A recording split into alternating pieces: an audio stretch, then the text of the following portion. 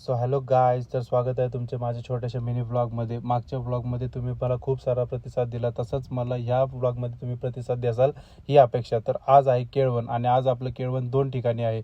तर जास्त उशीर न करता आम्ही निघालो केळवणसाठी. मोठी मम्मीला मार्केटमधून घेतलं आणि तसंच आम्ही निघालो मोठे पप्पांना घ्यायला. मोठे पप्पा रेल्वे इन्स्टिट्यूटला होते, तर आम्ही पोहोचलो आहे रेल्वे इन्स्टिट्यूटला. मोठे पप्पा सकाळपासून खूप वाट बघत होते, पण आम्ही पोहोचलो आहे रेल्वे इन्स्टिट्यूटला. मोठे पप्पाने हाय केलं.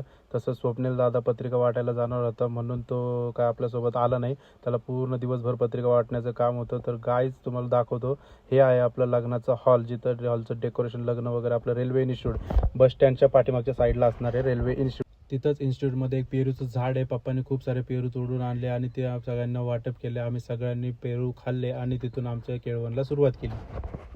पेरू खरंच खूप गोड होते. आम्ही ते पेरू खाल्ले आणि निघालो केळवणसाठी.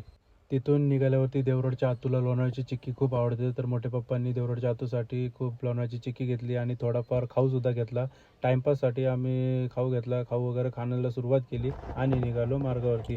तर कामशेडमध्ये पोहोचल्यावरती मोठ्या पप्पांना सांगितलं की वडेपाव खूप भारी होते आणि त्यांनी मागचा ब्लॉग आपला बघितला होता. मग काय, थोडासा पण उशीर न करता आपण निघालो वडेपाव घ्यायला. नेहमीप्रमाणे साहिल यांनी वडेपाव आपल्याला घेतलेले आहेत. ते वडेपाव आम्हाला तर टेस्ट माहिती वडेपावची, पण मोठी मम्मी आणि मोठे पप्पा यांना आपण वडेपाव खाण्यासाठी इथं आणलेला आहे. वडेपावचा आनंद घेतला आणि मी सुद्धा वडेपाव घेतलेले आहेत. वडेपाव खरंच खूप छान होतं. ते पाहून आम्हाला भारी वाटलं. मोठी मम्मीला पण वडापाव खूप आवडला. मोठे कामशेडमध्ये आम्हाला भेटली नीलमताई आणि आम्ही तिला सुद्धा वडापाव खायला तिथं गाडीमध्ये बसवलं आणि परत निघालो आमच्या मार्गावरती. मागचा ब्लॉग बघितल्यावरती भरपूर लोक बोलले की तुम्ही केळवणला जाताय वडापाव खाताय, पण आम्ही वडापाव एवढे पोट भरून नाही, फक्त टेस्टसाठी एक एक वडापाव खाल्लेले आहेत. आणि आम्ही पोहोचलो आहे चिंचोली गावामध्ये देवरोडच्या आतूच्या इथं. सर्व नातेवाईकांना माहीत आहे की मला बिर्याणी खूप आवडते आणि गेल्या गेल्या पाहिलं की बाहेर चुलीवरतीच बिर्याणी बनत होती.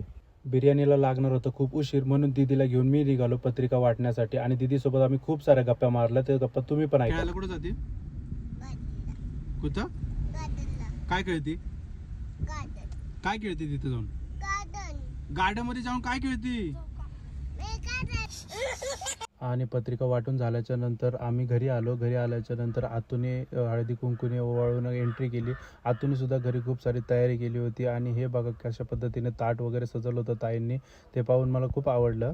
तर अशा पद्धतीने केली केळवणाला सुरुवात. सर्वांनी मला स्वीट चारायला सुरुवात केली आणि जेवणाआधी स्वीट खाल्ल्यामुळं माझं पोट भरायला लागलं होतं. त्यांना बोललं स्वीट बास, आता मी जेवणाला सुरुवात करतो आणि जेवणाला सुरुवात केली. माझ्यासोबत सर्वांनी देखील केळवणाला सुरुवात केली. केळवणाची बिर्याणी एकदम छान झाली होती आणि मला खूप आवडली. सर्वांचं जेवण झाल्यानंतर आम्ही थोडाफार बसलो, खूप साऱ्या गप्पा गोष्टी केल्या आणि आतूला आम्ही निघालो दुसऱ्या केळवणासाठी. सर्वांना इथं बाय बाय केलं, मामांना बाय बाय केलं, दीदीला बाय बाय केलं, सर्वांना बाय बाय करून आम्ही निघालो दुसऱ्या